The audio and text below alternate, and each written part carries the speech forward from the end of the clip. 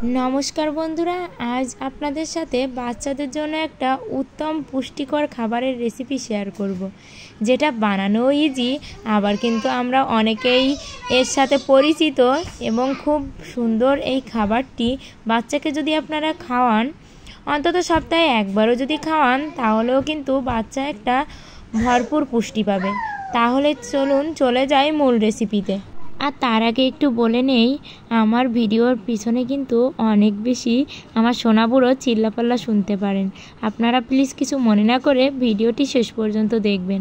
আর সত্যি বাচ্চা নিয়ে অনেক কষ্ট করে ভিডিও করি, তবে ভাগ্য আমাকে সঙ্গ দেয় না, তাই তো এখনোই টাইমটাই পুরাতে পারিনি, আর মনিটাইজেশনও পাচ্ছি না। তবে ভগবানের উপর ভরসা রেখে কাজ তো করেই যাচ্ছি, দেখি কখনো ফল হয় কি না, না হলে তো ছেড়ে দিতেই হবে।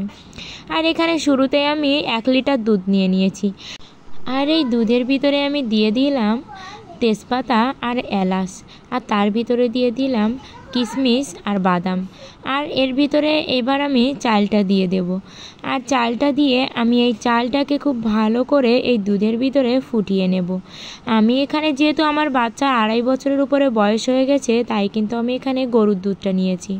আপনারা যদি 1 বছরের পর থেকে বাচ্চাকে এই খাবারটি দিতে চান, যদি আপনার বাচ্চা গরুর দুধ খেতে অভ্যস্ত হয়, তাহলে আপনারা গরুর দুধ দিয়ে করবেন। আর গরুর খেতে যদি অভ্যস্ত না হয়, তাহলে কিন্তু আপনারা জল দিয়ে রান্না করে পরে ফর্মুলা দুধটা মিশিয়েও খাওয়াতে পারেন, তাহলে কিন্তু উপকার পাবে।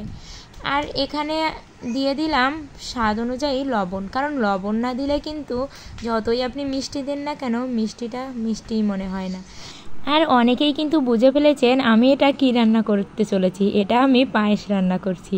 আর আমার বাচ্চা যেহেতু বড়, তাই কিন্তু একদম বড়দের মতো যেভাবে পায়েসটা রান্না করা হয়, ঠিক সেভাবেই আমরা রান্না করছি। আপনারা চাইলে এর ভিতরে একটু ঘিও অ্যাড করতে পারেন, তাহলে কিন্তু এটা আরও ক্যালোরি বহুল একটা খাবার হয়ে যায়। দুধে কিন্তু প্রচুর পরিমাণে ভিটামিন রয়েছে, মানে প্রচুর পরিমাণে একটা পুষ্টিকর খাবার বললে চলে এই দুধটা। আর বাচ্চাদেরকে যখনই গরুর দুধ খেতে অভ্যস্ত হবে, তখনই কিন্তু দুধটা খাওয়াবেন। সত্যি দুধের কোনো বিকল্প নেই। আর এদিকে দেখুন, আমার এই চালটা কিন্তু আমি আগে থেকেই ভালো করে ফুটিয়ে নিলাম। তারপরে যখনই চালটা একদম ফুটে ভাত হয়ে গেছে, তখনই কিন্তু আমি এর ভিতরে চিনিটা দিচ্ছি।